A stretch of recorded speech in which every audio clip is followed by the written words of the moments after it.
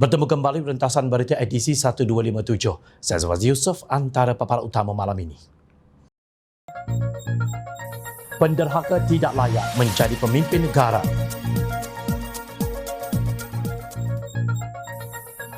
Tolonglah berhenti menjadi pendusta. Naratif kebencian anak muda, pemimpin wajib bertanggungjawab. Islam tidak pernah ajar penganutnya membenci.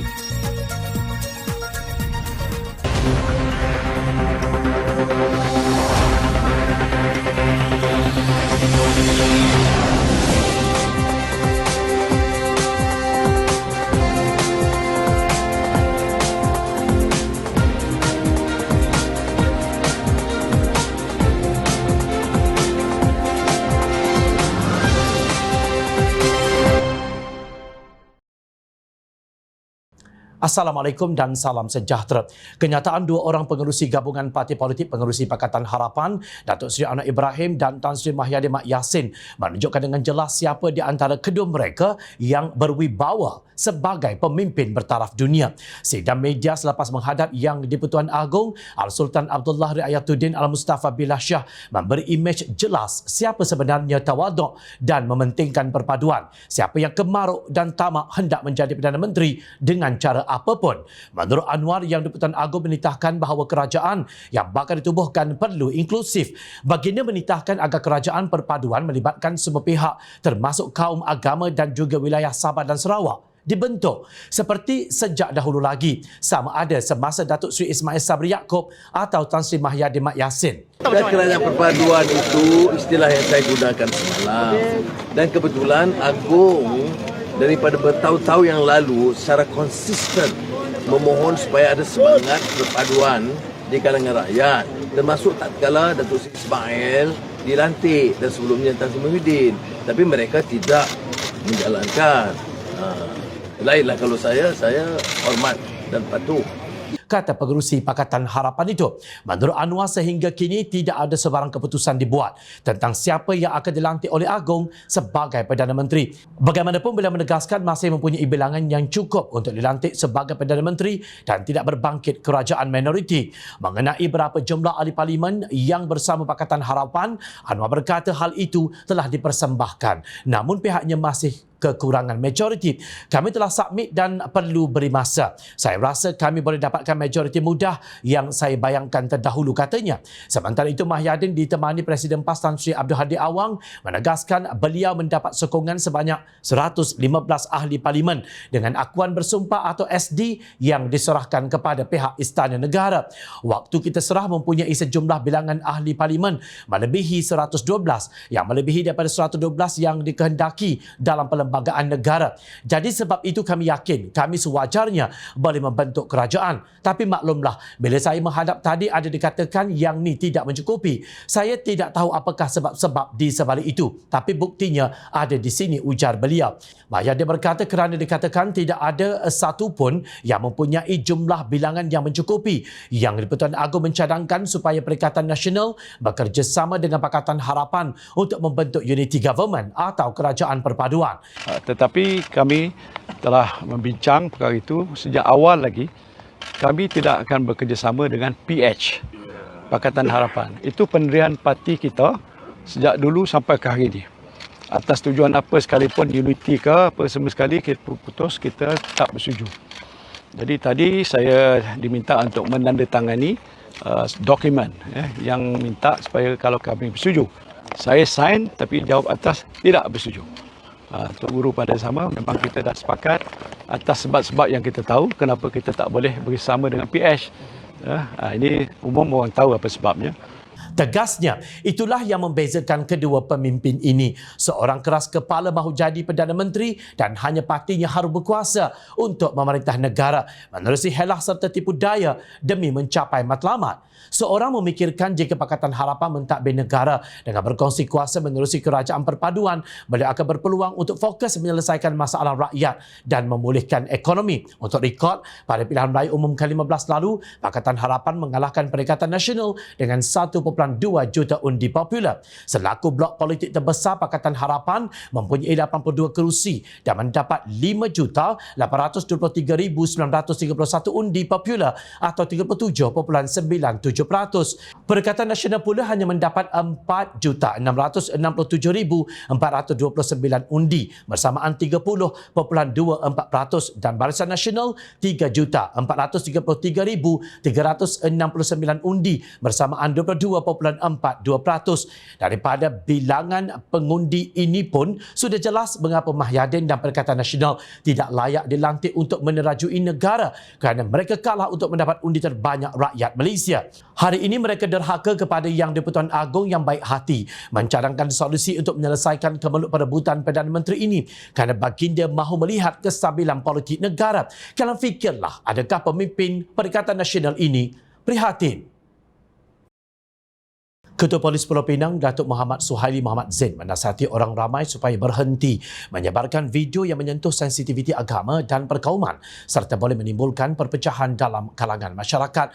Beliau memberi amaran sedemikian susulan rakaman video tular yang memaparkan sekumpulan orang berarak sambil bermain alat muzik dan mengibarkan kononnya bendera komunis. Menurut Muhammad Suhaili, siasatan mendapati paparan yang dimuat naik di aplikasi TikTok itu adalah video lama yang ditular semula. Jelasnya rakaman lama tersebut dipercayai berlaku di Jalan Raja Uda Butterworth pada Disember 2019. Video itu memaparkan perarakan oleh Pertubuhan Sukarelawan pada acara anjuran Esko Pembangunan, Pelancongan, Warisan, Kebudayaan dan Kesenian Negeri yang ditularkan semula pada 9 November lalu bertujuan menimbulkan kegusaran orang awam. Katanya, menerusi satu kenyataan. Katanya lagi, individu yang ingkar dengan amaran polis itu boleh dikenakan tindakan mengikut Seksyen 233 Akta Suruhanjaya Komunikasi dan Multimedia 1998 dan Akta Hasutan 1948. Sementara itu, Presiden PAS Tan Sri Abdul Hadi Awang dalam satu kenyataan media menyuruh semua pihak menghormati keputusan pengundi yang telah menunaikan tanggungjawab untuk memilih kerajaan pada pilihan raya umum ke-15 yang berlangsung secara harmoni. Menurut beliau, Malaysia kini sedang melalui fasa penting pembentukan kerajaan melalui proses demokrasi berparlimen dan raja berperlembagaan. Justru PAS menyeru semua pihak untuk menjunjung keluhuran perlembagaan, menghormati keutuhan undang-undang dan memelihara ketenteraman awam serta menghalang sebarang bentuk provokasi yang boleh menggugat keharmonian dalam negara. PAS menegaskan untuk memelihara kestabilan politik dan ekonomi dalam negara dan seterusnya memberi amaran kepada mana-mana pihak supaya tidak menangguk di air keruh dan jangan sesekali dijolok sarang tebuan demi menjaga kepentingan negara dan rakyat keseluruhannya. Tegasnya, hipokritnya Abdul Hadi yang begitu mudah memutar lidah, melontar batu sembunyi tangan. Lupakah beliau apa yang beliau katakan pada 15 Oktober lalu? Dalam PH ada DAP, ada Parti Orang Melayu, puak yang tolak Islam, puak LGBT, puak komunis, puak khianat, puak pemberi dan penerima rasuah. Katanya dalam satu video di Facebook. Itu hanya sepotong ayat daripada puluhan jika tidak ratusan tulisan ucapan beliau yang berbau hasutan dan kebencian kaum. Justru siapakah yang menangguk di air keruh dengan mencanang cerita karut tentang Pakatan Harapan yang tidak disertakan dengan bukti? Siapakah yang menjadi sumber provokasi yang kini menggugat keselamatan negara? Pengerusi Biro Undang-Undang Kanun Amanah Dr. Zulkarnain Lokman memberi amaran bahawa pihaknya akan menggerakkan satu laporan polis terhadap mereka yang memuat naik hantaran berbau perkauman yang bersifat menghasut dan resis di media sosial. Beliau menegaskan bahawa tindakan sedemikian adalah berbahaya kepada negara kerana boleh mencetuskan pergaduhan serta pertumpahan darah. Sehubungan itu, Peguam Kanun bersama Biro Mobilisasi akan menggerakkan laporan polis ke atas pihak-pihak yang membuat posting berbau menghasut dan bersifat resis di semua media sosial. Kanun menegaskan tindakan ekstremis atas nama bangsa dan agama ini akan memudaratkan keamanan. Katanya dalam satu hantaran di Facebook, Kanun turut memberi amaran agar individu yang telah membuat hantaran sedemikian atau telah berkongsi posting seumpamanya di media sosial TikTok, Facebook dan Instagram memadamkannya segera. Sekiranya pihak kami mendapati posting sedemikian masih wujud, maka pihak kami tidak teragak-agak untuk mengambil tindakan undang-undang, tegasnya. Sebenarnya, amaran sahaja tidak mencukupi jika pihak yang berkuasa tidak mengambil tindakan tegas terhadap individu yang menjadi sumber inspirasi segala hantaran jahat di media sosial. Rasulullah pernah berpesan bahawa akan datang satu zaman si pendusta akan dipercayai dan diangkat menjadi pemimpin. Akan datang kepada manusia tahun-tahun yang penuh dengan penipuan dan tipu daya. Kata-kata pendusta dibenarkan, dipercayai dan didustakan percakapan orang yang benar. Diberi amanah kepada pengkhianat dan dikhianati orang-orang yang amanah. Kemudian akan berkata-katalah golongan Ar-Rabidah.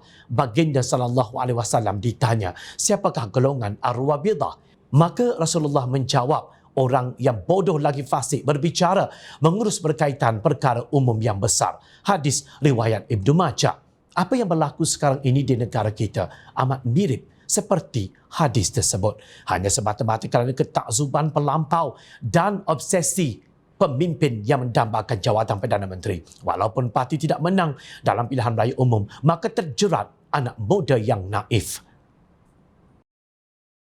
Rakyat Malaysia berhak mendapat kepimpinan yang bijak dan progresif yang menghasilkan pembinaan negara, bukannya polarisasi, kata sekumpulan badan bukan kerajaan yang terdiri daripada The Centre for Independent Journalism, Architects of Diversity AOD, Justice for Sisters Beyond Borders, Sisters in Islam SIS, KRYSS Network, Persatuan Sahabat Wanita Selangor dan Pusat Komas. Mereka melahirkan kebimbangan terhadap kempen kebencian di media sosial yang diselaraskan dan berbayar untuk siaran demi menjana ketakutan, khususnya terhadap DAP dan kaum Cina sejak pilihan raya umum baru-baru ini. Menurut kumpulan NGO tersebut, siaran yang mengapi-apikan kebencian terhadap DAP sambil menyeru terutamanya Perikatan Nasional PN untuk mentadbir negara muncul di TikTok. Hantaran tersebut menunjukkan naratif termasuk penulisan semula sejarah 13 Mei 1969. Kononnya, DAP adalah punca rusuhan kaum. Hantaran itu kemudian berkembang menjadi video yang mengandungi imej pelbagai senjata termasuk senjata api dengan mesej yang memberi amaran kepada majoriti Melayu supaya berhati-hati dengan DAP dan Pakatan Harapan. Mereka juga mengancam akan kembalinya pergolakan kaum. Pengarah eksekutif CIJ Watslah Naidu berkata terdapat penglibatan yang ketara di TikTok, tetapi hantaran ini juga telah menjadi tular di seluruh platform khususnya Twitter. Nampaknya terdapat trend perkongsian sumber berbahaya yang diselaraskan di mana pencipta kandungan mudah digunakan dan netizen dimanipulasi untuk memviralkan kandungan tersebut. Komen yang dijana pengguna juga diselaraskan secara signifikan dengan akaun tertentu yang menguatkan mesej kebencian. Katanya, menurut Waslah, kandungan yang menggunakan insiden 13 Mei ini menimbulkan ketakutan, mempolarisasi masyarakat yang sudah berpecah belah mengikut garis perkauman dan agama dan ada kalanya mencetuskan keganasan secara terang-terangan sambil memanfaatkan ketegangan sosial yang semakin mendalam. Terdapat juga dakwaan bahawa PN telah melibatkan agensi profesional untuk menyelaraskan naratif berkenaan, tegasnya. Sementara itu, pengasas kumpulan Justice for Sisters, Telaga Sulatireh, berkata kandungan 13 Mei yang muncul selepas pilihan raya adalah konsisten dengan kempen pilihan raya Perikatan Nasional yang bergantung kepada memohon Pakatan Harapan dan pemimpin utamanya untuk memesongkan persepsi pengundi. Memandangkan dakwaan dan kaitan terang-terangan kandungan 13 Mei dengan Perikatan Nasional adalah penting bagi Suruhanjaya Pilihan Raya untuk menjalankan siasatan terhadap taktik kempen Perikatan Nasional selaras dengan Seksyen 4(A) Akta Kesalahan Pilihan Raya. Siasatan juga harus melihat ke dalam etika sekitar penglibatan pencipta kandungan, terutamanya pencipta kandungan muda, ujar Telaga. Pihak AOD, CIJ dan rakan kongsi mereka telah melaporkan hantaran tersebut kepada platform media sosial seperti TikTok dan Twitter dan beberapa siaran rakaman telah dikeluarkan. Pengasas bersama AOD, Jason Wee, berpendapat adalah kritikal bagi platform media sosial untuk mengukuhkan penyederhanaan kandungannya dan jaminan untuk mengurangkan risiko dengan mengeluarkan kandungan yang menyebarkan kebencian dan menghasut keganasan. Kegagalan untuk bertindak segera akan membolehkan pengukuhan berterusan naratif sedemikian, tegas beliau. Kesimpulannya, pengarah eksekutif CIJ berkata beban ini adalah di atas parti politik untuk berhenti memanipulasi dan mendalangi naratif kebencian dan sebaliknya memberi tumpuan kepada tabir urus yang baik. Apa yang Malaysia perlukan adalah kepimpinan politik yang akan menangani kemelisitan, menjana pelaburan, meminimumkan pengangguran dan mengurangkan krisis iklim. Sudah tiba masanya pemimpin politik bertanggungjawab kepada rakyat dan tidak menjadikan kepentingan politik mereka sebagai satu-satunya asas pembangunan, tegasnya. Apa yang dilakukan oleh pencipta kandungan di media sosial itu contohnya merubah fakta sejarah 13 Mei dan lain-lain adalah contoh fitnah di akhir zaman. Tidak dapat dibayangkan betapa besarnya dosa fitnah itu apabila ia berjaya bersarang di minda anak muda dan disebarluaskan keluar dari TikTok ke platform-platform media sosial lain. Bukannya umat Islam tidak pernah diberi amaran Rasulullah SAW sudah memberi peringatan menerusi sabda baginda, tidak masuk syurga orang menyebarkan fitnah, pengadu domba. Riwayat Al-Bukhari dan Muslim. Jika kemenangan pemimpin bersandarkan kepada fitnah kebencian kaum ini, bersedialah kalian menerima hukumannya di akhirat kelak. Senada dengan Badan Masyarakat Sivil lain, Angkatan Balik Islam Malaysia ABIM turut memandang berat kebimbangan rakyat terhadap sentimen perkauman yang bersemarak susulan pilihan raya umum ke-15 baru-baru ini. Dalam hal ini, ABIM menyambut baik ketegasan Polis Diraja Malaysia PDRM serta warga Malaysia yang prihatin untuk membantras gejala ini yang dilaporkan berebak menerusi aplikasi media sosial. Selain itu, ABIM menyeru umat Islam merujuk kepada model yang digagaskan ilmuwan terkemuka Al-Biruni untuk berinteraksi antara agama serta kaum yang berbeza. Ini meliputi konsep saling mengenali untuk memadam sebarang prasangka yang menutup ruang dialog, kata Naib Presiden ABIM Zairuddin Hashim dalam satu kenyataan. Menurut beliau, model ini mengingatkan kita agar saling berkenalan serta tidak mengasingkan diri dalam kelompok sendiri semata-mata. Katanya setiap kekurangan itu harus ditanggapi kepada perlakuan individu. Hal ini turut meliputi sikap negatif serta kelakuan buruk yang tidak seharusnya dijustifikasikan untuk menghukum sesuatu kaum serta pegangan agama tertentu. Dalam Islam serta fahaman-fahaman agama lain di dunia tidak pernah menghasut para penganutnya untuk membenci antara satu sama lain. Hakikatnya kebencian terhadap kelompok yang berbeza itu terbit dari sikap taksub serta tertutup terhadap kepelbagaian serta perbezaan yang wujud, tegasnya. ABIM menyeru rakyat Malaysia untuk mempertahankan keharmonian kaum dalam apa keadaan sekalipun. Pada masa yang sama, rakyat diajak merenung titah Sultan Perak, Sultan Nazri Muizzuddin Shah sebelum ini yang berbunyi begini: setelah 62 tahun mencapai kemerdekaan, suara perpaduan yang menyatukan warga dan suara kesederhanaan yang merangkum warga jangan sama sekali dibenarkan untuk dirampas oleh mana-mana pihak kerana tujuan politik sempit jangka pendek. Masa hadapan rakyat dan negara tidak harus diserahkan kepada kumpulan yang membawa ekstremis kaum, ekstremis agama. Demikian juga yang tersirat dalam titah Yang di-Pertuan Agong Al-Sultan Abdullah Sultan Ahmad Shah kepada Pengerusi Barisan Nasional Datuk Ahmad Zahid Hamidi yang memperkenankan semua 30 ahli Parlimen Parti itu mesti mengambil bahagian dalam kerajaan perpaduan. Memetik laporan Malaysia Kini, Ahmad Zahid berkata beliau bersama dua lagi pemimpin tertinggi gabungan berkenaan menerima titah tersebut semasa menghadap Yang di-Pertuan Agong di Istana Negara pagi tadi. Titah tuanku ialah bentuk kerajaan perpaduan, tegas Ahmad Zahid menurut laporan. Keengganan Pengerusi Perikatan Nasional Tan Sri Mahyadin Mat Yassin dan sekutunya Presiden PAS Tan Sri Abdul Hadi Awang dianggap sebagai kebiadaban melampau terhadap Raja Pemerintah Melayu dan institusi istana. Untuk rekod, Raja-Raja Melayu adalah ketua agama Islam di negeri masing-masing.